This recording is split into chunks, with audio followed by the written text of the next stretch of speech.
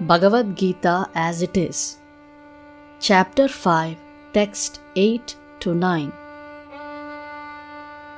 Neva kinchit karomiti yukto manyata tatvavit pashyan shrinvan sparshan jighran ashnan gachan swapan shvasan pralapan vishrijan grhnan Unmishan nimishan napi indriyanindriyarteshu vartanta iti dharayan.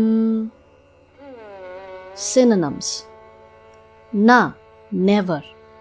Eva, certainly. Kinchit, anything. Karomi, do I do. Iti, thus. Yuktaha, engaged in the divine consciousness. Manyata, thinks. Tatvavit, one who knows the truth. Pashyan, by seeing. Shrinvan, by hearing. Sparshan, by touching. Jighran, by smelling. Ashnan, by eating. Gachan, by going. Swapan, by dreaming. Shvasan, by breathing. Pralapan, by talking. Visrajan, by giving up. Grhnan, by accepting. Unmishan, opening. Nimishan, closing. Api, in spite of. Indriyani, the senses. Indriya arteshu, in sense gratification. Vartante, let them be so engaged. Iti, thus. Dharayan, considering. Translation: A person in the divine consciousness, although engaged in seeing, hearing, touching, smelling, eating, moving about, sleeping, and breathing, always knows within himself that he actually does nothing at all, because while speaking, evacuating, receiving, opening or closing his eyes, he always knows that only the material senses are engaged with their objects and that he is aloof from them. Purport: A person in Krishna consciousness is pure in his existence, and consequently he has nothing to do with any work which depends upon 5 immediate and remote causes: the doer, the work, the situation, the endeavor, and fortune. This is because he is engaged in the loving transcendental service of Krishna. Although he appears to be acting with his body and senses, he is always conscious of his actual position, which is spiritual engagement. In material consciousness, the senses are engaged in sense gratification, but in Krishna consciousness, the senses are engaged in the satisfaction of Krishna's senses. Therefore, the Krishna conscious person is always free, even though he appears to be engaged in things of the senses. Activities such as seeing, hearing, speaking, evacuating, etc. are actions of the senses meant for work.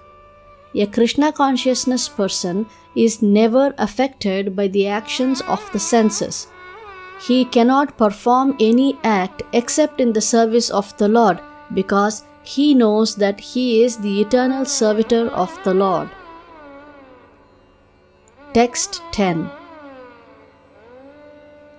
Brahmanyadhaya karmani sangam tyaktva karoti yaha lipyate na sa papena padmapatram ivambhasa. Synonyms: Brahmani, the Supreme Personality of Godhead. Adhaya, resigning unto. Karmani, all works. Sangam, attachment. Tyaktva, giving up. Karoti, performs. Yaha, who. Lipyate, is affected. Na, never. Saha, he. Papena, by sin. Padma Patram, lotus leaf. Iva, like. Ambasa, in the water. Translation.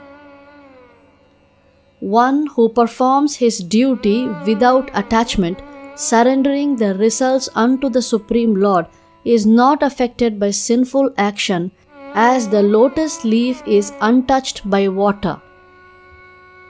Purport. Here, Brahmani means in Krishna consciousness. The material world is a sum total manifestation of the three modes of material nature, technically called the Pradhana.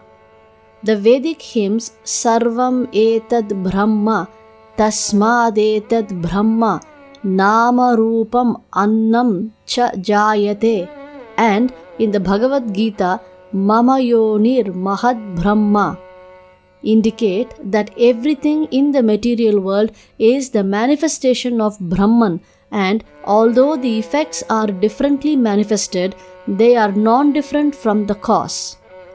In the Ishopanishad, it is said that everything is related to the Supreme Brahman or Krishna, and thus everything belongs to him only.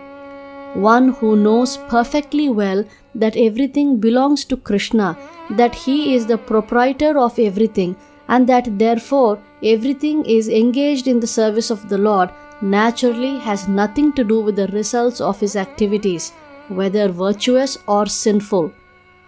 Even one's material body, being a gift of the Lord for carrying out a particular type of action, can be engaged in Krishna consciousness. It is beyond contamination by sinful reactions, exactly as the lotus leaf, though remaining in the water, is not wet. The Lord also says in the Gita, Mahi sarvani karmani sanyasya. Resign all works unto me, Krishna.